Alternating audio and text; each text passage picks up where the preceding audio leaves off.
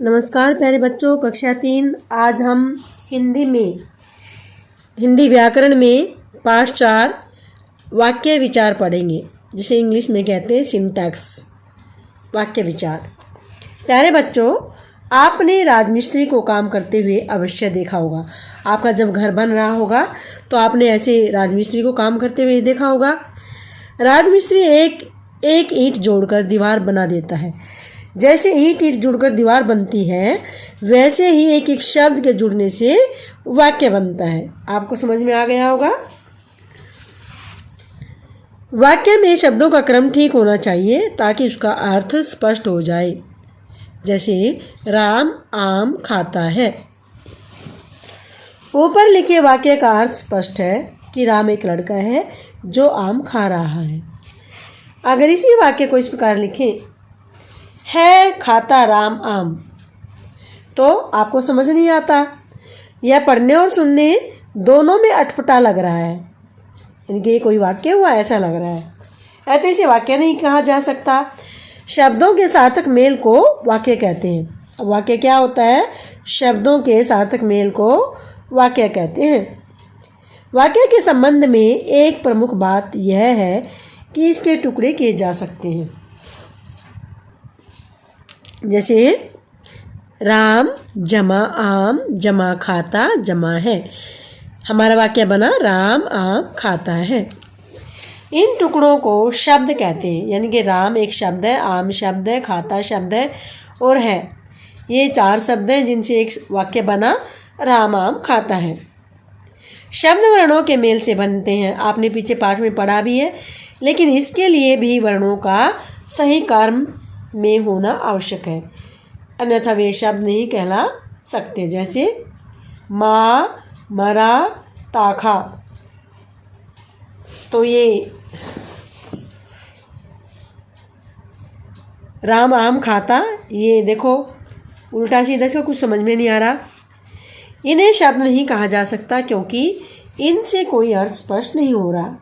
जैसे वाक्य के टुकड़े करना संभव है, वैसे ही शब्दों के भी टुकड़े किए जा सकते हैं।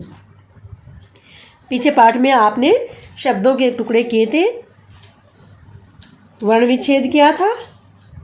उसी तरह से शब्दों के टुकड़ों को वर्ण कहते हैं, परंतु शब्द बनाते समय वर्णों का ही भी सही क्रम में होना आवश्यक है। जैसे श जमा आ जमा मैं जमा ए, श्याम।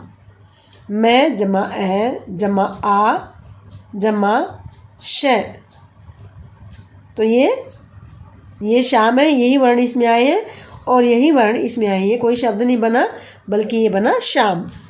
इस प्रकार हम कह सकते हैं कि दूसरा उदाहरण शब्द नहीं है, ये कोई शब्द नहीं है। अभी हमने सीखा, पाठ के पढ़ने के बाद हमने क्या सीखा? शब्दों के सार्थक मेल को वाक्य कहते हैं। शब्द वर्णों के मेल से बनता है। वर्णों के उस मेल को शब्द कहते हैं जिसका कोई न कोई अर्थ अवश्य निकलता हो। देखिए आपने क्या सीखा। वर्ण और शब्द में क्या अंतर है?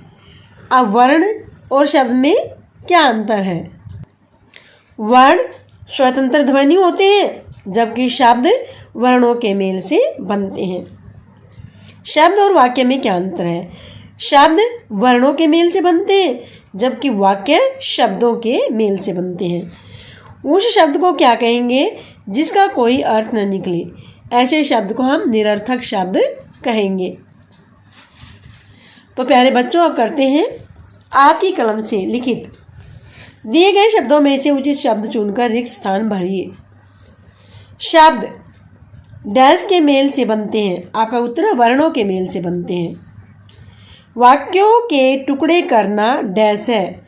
वाक्यों के टुकड़े करना संभव है। जैसे पीछे आपको शब्द अलग अलग करके दिखाया।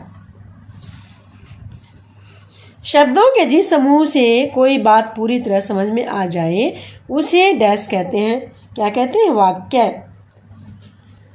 डैश के टुकड़े किए जा सकते हैं, शब्दों के टुकड़े किए जा सकते हैं। अभी मैंने ऊपर आपको प्रश्न में बताया, वर्ण के टुकड़े नहीं होते, शब्द के होते हैं।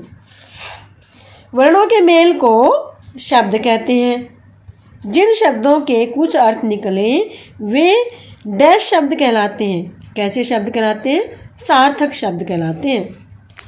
जिन शब्दों का कोई अर्थ नहीं निकले वे डैश शब्द कहलाते हैं, निरर्थक शब्द कहलाते हैं।